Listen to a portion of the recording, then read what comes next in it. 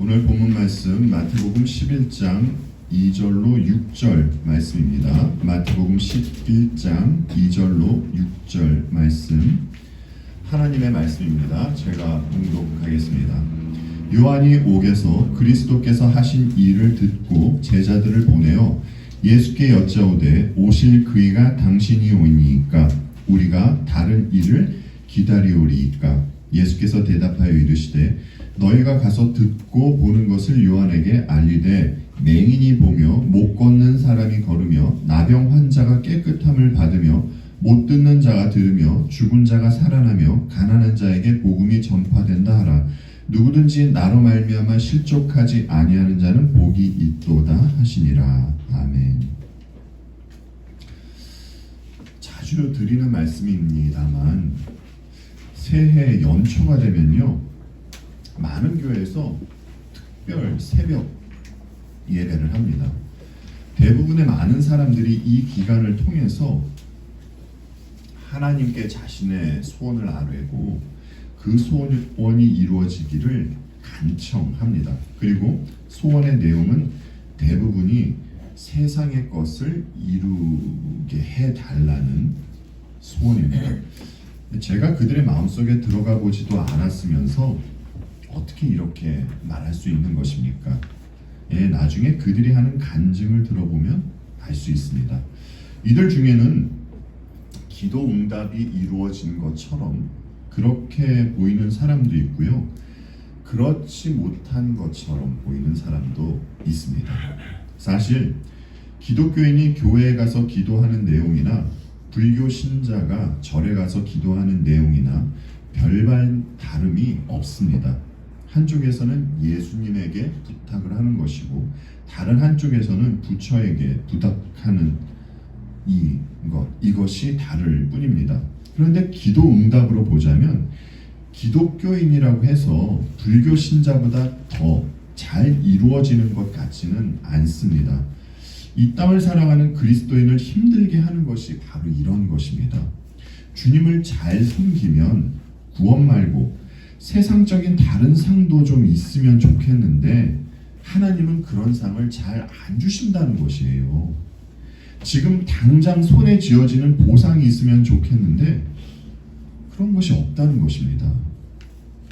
그런데 조금만 눈을 돌려보면 불신자들은 왜 그렇게 잘 사는 것처럼 그렇게 보이는지 모르겠습니다. 그들 중에는 참 건강하고 넉넉하게 그리고 행복하게 잘 살아가는 것처럼 보이는 이들이 있어요. 아마 시편 73편을 지은 아삽의 눈에, 그의 눈에 들어온 악인도 아마 이런 모습으로 보였을 것입니다. 오늘 본문을 보아하니 이제 세례 요한은 옥에 갇혀 있는 상태로 보입니다. 그가 옥에 갇혀 있지만 제자들과의 만남은 자유롭게 가질 수 있었던 것으로 보여요. 요한은 자신에게 생긴 질문을 이제 제자를 통해서 주님께 여쭈어 봅니다. 오늘 본문에서 예수님께 오실 그이가 당신이십니까? 라고 이렇게 물은 세례 요한이 예수님과 자신을 두고 이런 이야기를 했었습니다. 그는 흥하여야 하고 나는 쇠하여야 한다 라고 말이죠. 여러분, 왜 주님은 흥해야 하고 세례 요한은 쇠하여야 하는 것입니까? 구약의 모든 선지자는 모형으로서 앞으로 오실 참 선지자 예수 그리스도를 가리키고 있었습니다. 그래서 구약의 마지막 선지자 이 세례 요한도 주님을 가리키고 있었던 것이에요. 그런데 구약에서 가리키던 실체이신 참 선지자 우리 주께서 이 땅에 오셨습니다. 그렇다면 실체가 이 땅에 오셨다라는 것인데 이 실체가 오셨기 때문에 실체를 가리키던 모형은 쇠하고 없어지는 것이 당연한 것입니다.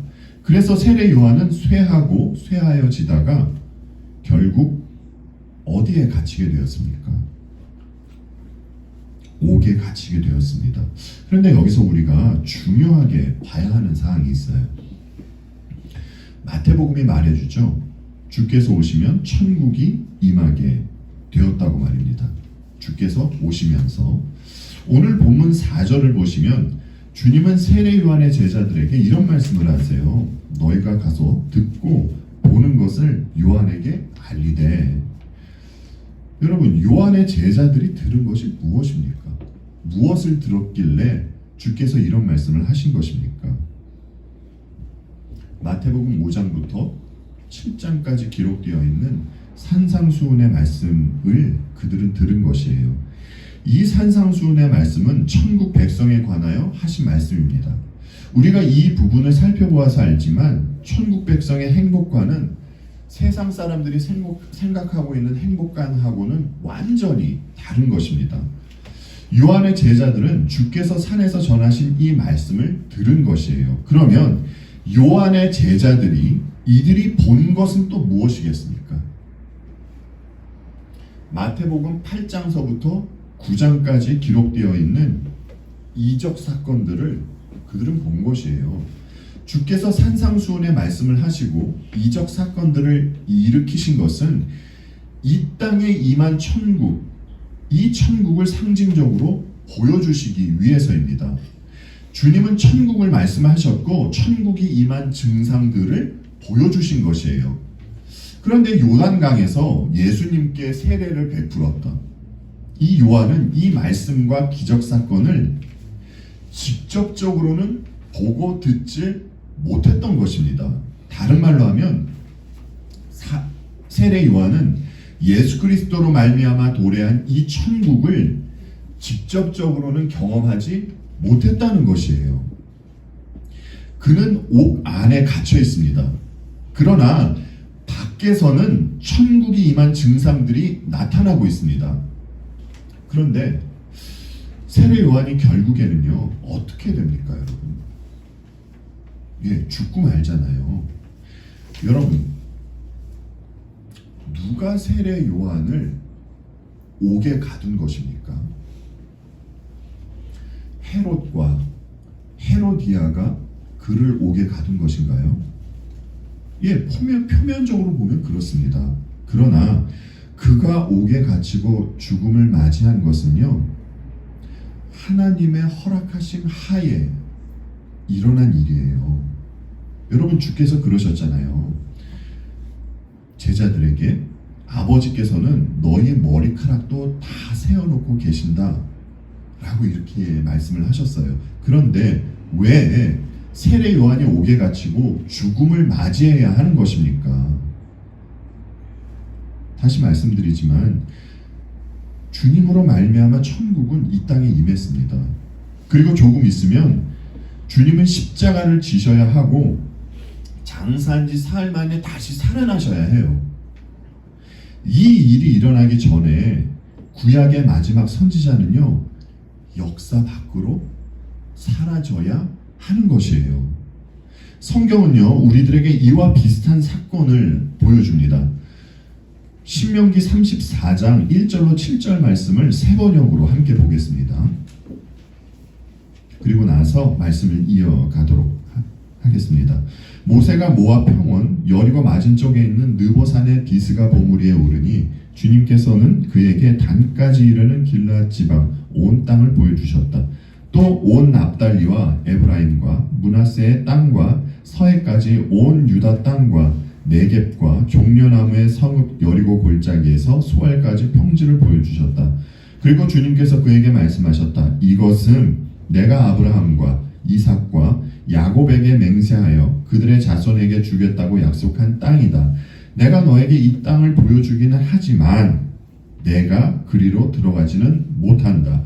주님의 종 모세는 주님의 말씀대로 모압 땅에서 죽어서 모압 땅 벳부얼 맞은쪽에 있는 골짜기에 묻혔는데 오늘날까지 그 무덤이 어디에 있는지를 아는 사람은 아무도 없다. 모세가 죽을 때 나이가 120살이었으나 그의 눈은 빛을 잃지 않았고 기력은 정정하였다. 그러니까 하나님은 모세에게 젖과 꿀이 흐른다고 말씀하셨던 그 약속의 땅 가나안을 보여주십니다. 하지만 모세에게 그 그 땅으로 들어가지는 못한다라고 하세요. 여러분, 어째서입니까?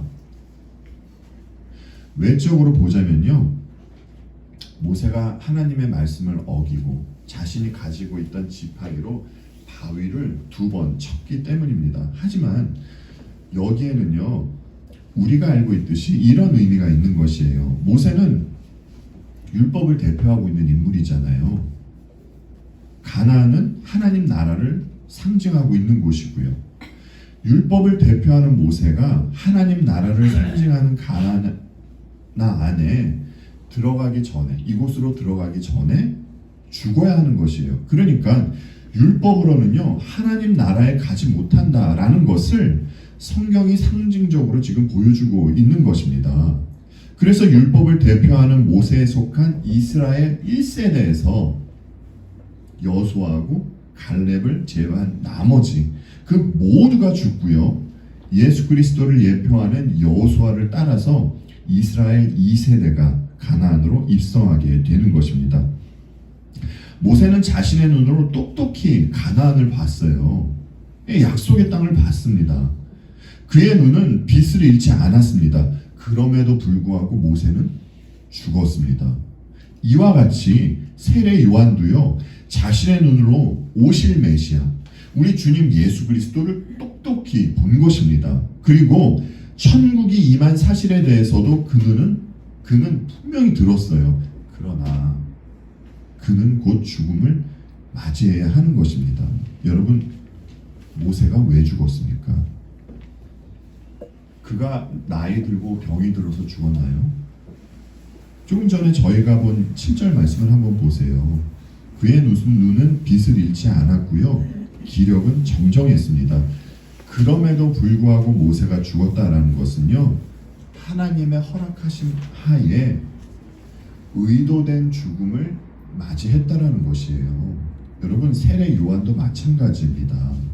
그도 하나님의 허락하심 하에,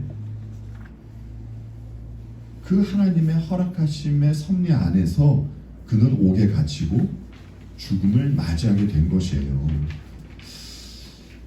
그래서인지 이제 또 오늘 본문을 보면서는 이런 생각이 듭니다. 세례 요한은요, 사람들에게 자기는 물로 세례를 베풀지만 예수님은 성령과 불로 세례를 베풀 것이다 라고 이렇게 말했습니다. 예수님에 대해서요. 그리고 예수님을 세상 죄를 지고 가는 하나님의 어린 양이다 라고 이렇게 비유를 해서 말하기도 했어요.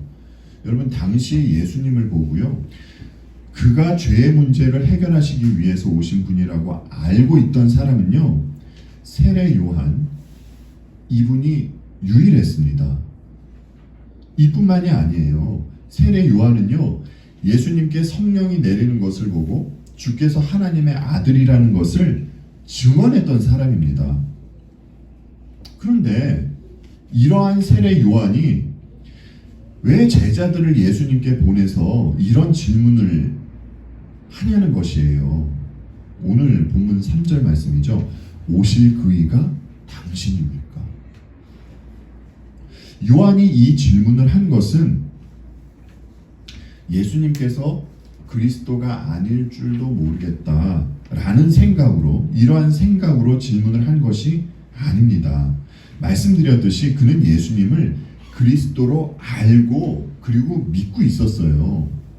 하지만 요한도 다른 사람들과 같이 오해하고 있던 부분이 있었습니다. 요한복음 3장 11절로 12절 말씀 함께 볼게요. 세례 요한이 한 이야기입니다. 나는 너희를 회개시키려고 물로 세례를 준다. 내 뒤에 오시는 분은 나보다 더 능력이 있는 분이시다. 나는 그의 신을 들고 다닐 자격조차 없다. 그는 너희에게 성령과 불로 세례를 주실 것이다. 그는 손에 키를 들고 있으니 타작마당을 깨끗이 하여 알곡은 곳간에 모아들이고 쭉정이는 꺼지지 않는 불에 태우실 것이다 라고 이렇게 세례 요한이 이야기를 했습니다. 우리가 알고 있듯이 예수님 당시의 유대인들은요, 로마의 압제 하에 있었습니다. 유대인들은 자신들이 기다리던 그 메시아만 온다면 이 로마의 압제로부터 해방될 것이다 라고 굳게 믿고 있었어요.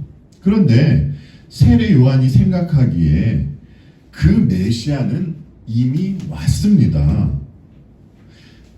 요한의 생각으로는 예수님께서 손에 키를 들고 지금 당장 그 종말에 관한 일들을 하실 것으로 그렇게 생각했던 것이에요. 그리고 명색이 자기는 주의 길을 예배한 사람이고 주님께 세례를 시행한 사람인데 옥에 갇혀있는 자신을 구해주리라 라는 이런 기대가 그에게 있었을 것입니다. 그래서 세례 요한이 제자들을 시켜서 주님께 오실 그이가 당신입니까? 라고 물어보게 한 것은 예수님이 그리스도인 것을 몰라서 그래서 물어본 것이 아니라 그는 자기가 알고 믿고 있는 바를 다시 한 번 더 주님의 입술을 통해서 확인받고 싶었던 것입니다. 그리고 요한은 한켠 자신의 처지를 주님께 알리고 주께서 구원해 주셨으면 하는 그 기대가 있었던 것이죠. 사실 이러한 기대는요, 이 땅을 살아가는 모든 그리스도인들에게 있습니다. 자기가 처한 상황이 너무 힘이 들면 하나님께서 이 상황을 좀 바꾸어 주셨으면 하는 기대와 바람이 있습니다. 이런 기대는 누구나 할 수 있는 것이고요, 당연한 것입니다. 그래서 열심히 하나님께 간청 기도를 하기도 하지요. 하나님께서 이 기도에 응답해 주실 때가 있습니다. 하지만 우리가 경험상 알고 있듯이 응답해 주시지 않을 때가 훨씬 더 많으세요. 왜입니까, 여러분? 하나님은 우리가 처한 상황을 바꾸어 주시기보다는, 그래서 우리가 우리 자리에 안주하기보다는 믿음으로 그 상황을 이겨내고 표대를 향하여 나아가게 하시기 위해서 때로는 우리의 기도에 응답하시지 않는 것처럼 그런 모습을 보일 때가 있다라는 것이에요. 그리고 이 과정을 통해서 우리는 내 뜻이 아닌 하나님의 뜻을 따르는 법을 가르쳐 주시기 위해서 하나님은 그렇게 하신다는 겁니다. 그래서 성숙한 그리스도인은 결국 하나님의 뜻만 이루어지기를 바라는 자리로 가게 되는 것인데, 이 자리로 가려면 사도 바울이 이야기했듯이 날마다 자신이 죽어야 이 자리로 갈 수 있게 된다라는 것입니다. 하지만 현실적으로 우리는 이 과정을 반가워하지 않습니다. 그럼에도 불구하고 이 과정은 우리에게 꼭 필요한 것이기 때문에 하나님께서 이 과정들을 우리들에게 허락하시는 것이에요. 여러분, 우리가 성경을 봐서 알잖아요.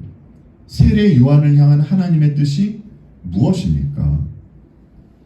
그가 주님의 길을 예비하고 그리고 이에 대한 보상으로 사람들에게 인기도 얻고 그리고 편안한 삶을 사는 것이 주님의 뜻이었나요? 네, 그렇지 않죠. 그가 예수 그리스도의 길을 예비했음에도 불구하고 그가 옥에 갇혀 있는 것이 하나님의 뜻입니다. 이런 부분이 참 우리를 당황하게 만들죠. 우리는 너무 쉽게 우리의 생각으로 하나님의 뜻을 재단하는 경우가 있는 것 같아요. 요한이 옥에 갇혀 있더라도 금방 예수 그리스도의 이름으로 풀려나는 것이 하나님의 뜻인 것 같지 않습니까? 그 생각해보면 우리도 모르게 세상적으로 잘 풀리는 것을 하나님의 뜻이라고 그렇게 연결시킬 때가 참 많은 것 같아요. 하지만 우리는 이것을 한번 생각해 봤으면 해요. 여러분, 주님은요, 궁극적으로 무엇을 하시기 위해서 이 땅에 오셨습니까? 십자가를 지시기 위해서 이 땅에 오신 것이잖아요. 하나님의 뜻은요, 독생자께서 십자가를 지시는 것이에요. 그런데 사람의 뜻은 어땠습니까? 힘 있는 메시아가 자기들을 모든 압제로부터 구원해 주는 것, 이것이 당시 사람들의 바램이었고 뜻이었습니다. 그래서 실제로 주님은 이럴 것이라고 제자들에게 말씀을 하셨는데, 그랬더니 베드로가 뭐라고 했습니까, 여러분? 주여 그리 마옵소서, 이 일이 결코 주께 미치지 아니하리이다. 그렇죠. 주님을 향한 베드로의 뜻과 하나님의 뜻이 충돌을 일으킨 것이에요. 그래서 베드로는 자기 생각을 앞세워서 하나님의 뜻을 막으려고 했던 것입니다. 사람들이 이런 베드로와 같은 생각을 하면서 살아간다는 것이에요. 세상적으로 잘 되는 것은 하나님의 뜻, 도덕윤리적으로 조금 깨끗해 보이는 것도 이쪽이 하나님의 뜻, 이렇게 생각을 한다는 것이죠. 어떤 경우에는요, 이런 경우도 있지만 반드시 그런 것은 아닙니다. 예를 하나 들어볼게요. 어떤 사람이 있는데 이 사람은 굉장히 믿음이 신실한 하나님의 사람입니다. 그런데 이 사람이요, 남자들을 가리지 않고 자기가 남자에게 돈을 주면서까지 그렇게 음행을 저지르고 다니는 여자와 결혼을 하려고 해요. 여러분이 이 남자와 아는 사이라면 어떻게 하겠습니까? 말리시겠죠. 절대 그 여자하고는 결혼하면 안 된다, 당연히 말리시겠죠. 그런데 하나님은 이런 여자와 결혼을 하라고 그렇게 허락하시기도 한다라는 것이에요. 하나님의 사람이 이 여자와 결혼하는 것이 하나님의 뜻일 수 있다는 것입니다. 어째서 말입니까? 이 일을 통해서 그에게 뭔가를 알려주시기 위해서입니다. 여러분, 이것이 호세아 선지자잖아요. 여러분, 구약의 선지서들도 한번 보십시오. 하나님의 뜻은요, 이스라엘 백성이 이방 나라의 노예로 끌려가는 것입니다. 이것은 이미 하나님의 각본 안에 있는 것이에요. 그래서 하나님의 선지자들은 백성들에게 너희들은 이방 나라로 끌려가게 될 것이다, 그렇게 경고를 하고 백성들에게 회개를 촉구했습니다. 하지만 거짓 선지자들은 어떻게 했습니까? 하나님의 뜻은 그럴 리가 없다는 것이에요. 하나님은 당신의 백성에게 복을 준다는 것입니다. 그런데 어떻게 이방 나라로 끌려가겠냐라는 것이 그들의 말이었어요. 그런데 당시의 민심이 여러분 어디로 향했습니까? 백성들은 무엇이 진짜 하나님의 뜻이라고 생각을 했었죠? 당시의 민심은요, 거짓 선지자들로 향했습니다. 거짓 선지자들이 말하는 것이 하나님의 뜻이라고 생각했어요. 이렇게 하나님의 뜻과 사람의 뜻은 완전히 다를 수 있다는 것입니다. 예수님 당시에 세례 요한이 옥에 갇히게 된 것은요, 하나님의 뜻 가운데 일어난 것입니다. 아까 말씀드렸듯이 실체이신 예수 그리스도께서 이 땅에 오셨기 때문에 구약에서 주님을 가리키고 예표하고 있던 그 마지막 선지자는 반드시 쇠하고 역사 밖으로 사라져야 하기 때문이에요. 이와 관련해서 한 가지만 더 말씀을 드리겠습니다. 사실 하나님의 뜻은 시간이 지난 후에야 아는 경우가 대부분입니다. 그런데 우리는 하나님을 믿는 것으로 당장 어떤 일이 일어나길 바랍니다. 우리에게 좋은 일이 일어나는 것은 바라지 않더라도 정말 당장 악인은 좀 심판을 받았으면 하는 바람들이 있습니다. 그러면은 오늘날과 같이 연평도에 미사일 쏴대는 일도 없고 세상이 얼마나 조용하겠습니까? 하지만 세상의 악인은 여전히 득세하고 있는 것을 보게 됩니다. 그래서 사람들이 하나님을 거부할 때 이제 이런 말들을 많이 하잖아요. 진짜 하나님이 계시다면 세상에 악이 왜 그렇게 존재하는가? 하나님이 계시다면 왜 이리 악인들이 설쳐되는가? 라는 이 의미가 이 말에 포함된 것일 겁니다. 칼빈이 기독교 강의에서 어거스틴이 한 말을 들어서 이런 말을 했더라고요. 그러니까 당시에 칼빈 당시에도 칼빈도 그렇고 이제 사람들도 그렇고 이런 생각을 했던 것 같아요. 만약 공개적으로 형벌이 현재 모든 죄에 대하여 가해진다고 하면 최후 심판에 남을 것은 하나도 없을 거라고 생각된다. 그리고 만일 하나님께서 지금 어떠한 죄에 대하여도 공개적으로 형벌을 가하지 않는다고 하면 사람들은 하나님의 섭리가 없다고 믿을 것이다. 예, 이렇게 어거스틴이 한 말을 인용해서 칼빈이 이야기를 했습니다. 하나님의 뜻에 따라서 때로는 악인이 이 땅에서 심판받을 수 있고요. 마지막 날에 가서야 심판받을 수도 있다는 겁니다. 그러나 이 심판이 언제가 되었건 그리고 어느 곳이 되었건 악인에 대한 심판은 반드시 있다는 것입니다. 왜죠? 예, 이것이 바로 하나님의 뜻이기 때문입니다. 그리고 이제 당신에게 찾아온 요한의 제자들에게 주님은 너희가 듣고 본 것을 요한에게 알리라고 그렇게 말씀을 하십니다. 그리고 당신께서 행하셨던 6가지 사역에 대해서 말씀을 하시죠.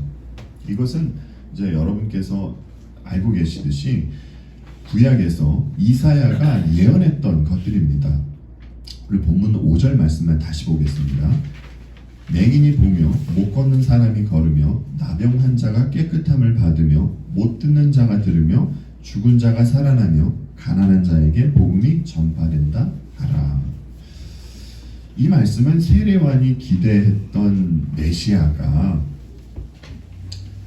예수님 바로 당신이 맞다라는 것을 확인시켜준 말씀이고요. 그리고 여기에는 이런 의미가 있습니다. 세례요한은 구약 옛 언약의 선지자입니다.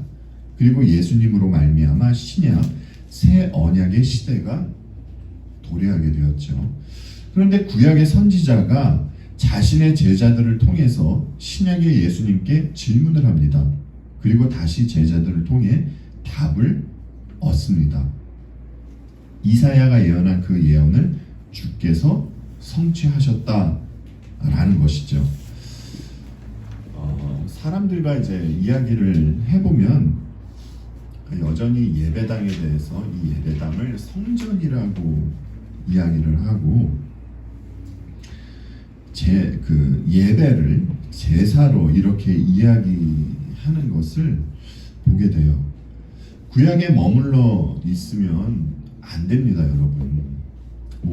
여러분 가운데서는 이런 분들이 안 계시겠지만 절대로 구약에 머물러 있으면 안 됩니다. 신약에 있음에도 불구하고 구약에 머물러 있는 것은요, 그리스도의 복음을 무시하는 행위예요. 이제 우리에게는 구약뿐만이 아니라 신약이 주어져 있습니다. 따라서 구약의 질문을 신약으로 답을 얻고 신약의 렌즈를 통해서 구약을 바라봐야 하는 것이에요. 여러분, 당시 세례 요한의 제자들이 심부름을 하면서 스승의 심부름을 하면서 무엇을 느꼈겠습니까? 제자들은 스승이 옥에 갇힌 것에 대해서 참 가슴이 아팠을 것이에요. 그러나 정말로 과거부터 그렇게 예언하던 그 메시아가 오신 것을 보고 우리 주님을 보고 그들은 하나님의 신실하심을 느꼈을 것입니다. 그리고 그들에게는 과거에 없던 새로운 소망이 생겼을 것이에요. 그렇다면 지금 옥에 갇혀 있는 세례 요한은 제자들로부터 이야기를 듣고 그는 또 무엇을 느꼈겠습니까, 여러분? 비록 자신은 옥에 갇혀 있지만 그리스도로 말미암아 천국이 임한 것을 확인받고 그도 세상에서는 느끼지 못하는 그 기쁨을 누렸을 것이에요. 아까 모세를 언급했습니다. 가나안을 목전에 둔 그 모세의 마음은, 이 모세의 마음은 이때 어땠을 것 같습니까, 여러분? 예, 모세 또한 비록 자신은 그 가나안에 입성하지 못하지만 백성들이 가나안에 들어간다는 마음으로 그는 마음이 놓이고 기뻤을 것이에요. 결국 그리스도인들은요, 자신의 뜻을 하나님의 뜻에 맞추고 하나님의 뜻이 이루어지는 것을 기뻐하는 그 자리로 가게 된다라는 것입니다. 그리고 이런 기도를 드리죠. 뜻이 하늘에서 이루어진 것 같이 땅에서도 이루어지이다. 예, 이것은 그냥 입에서 나오는 말로 드리는 기도가 아니라 정말 이것을 원하기 때문에 그리스도인들은 이 기도를 하는 것입니다. 오늘 6절 말씀에 누구든지 나로 말미암아 실족하지 아니하는 자는 복이 있도다, 이렇게 주께서 말씀을 하셨거든요.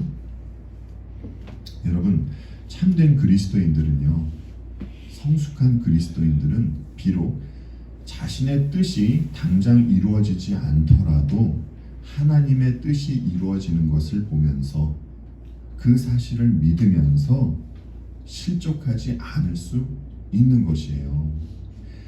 여전히 어린 신앙으로 혹은 그 종교인의 모습으로 있다면 그는 당장 자신의 뜻이 이루어지지 않는 것으로 인해서 실족할 수도 있을 것입니다. 하지만 저와 여러분은 예수 그리스도의 뜻이 이루어지는 것으로 말미암아 실족하지 않고 오히려 그것을 더 기뻐하기를 바랍니다. 주어진 한 주간의 삶에서도 하나님이 뜻이 이루어지는 것을 진심으로 기뻐하며 그렇게 성숙한 아버지의 자녀로 그렇게 지어져가는 우리 베리트 개혁 장로교회 모든 성도님들이 되기를 바라면서 오늘 말씀을 마치도록 하겠습니다. 함께 기도하겠습니다.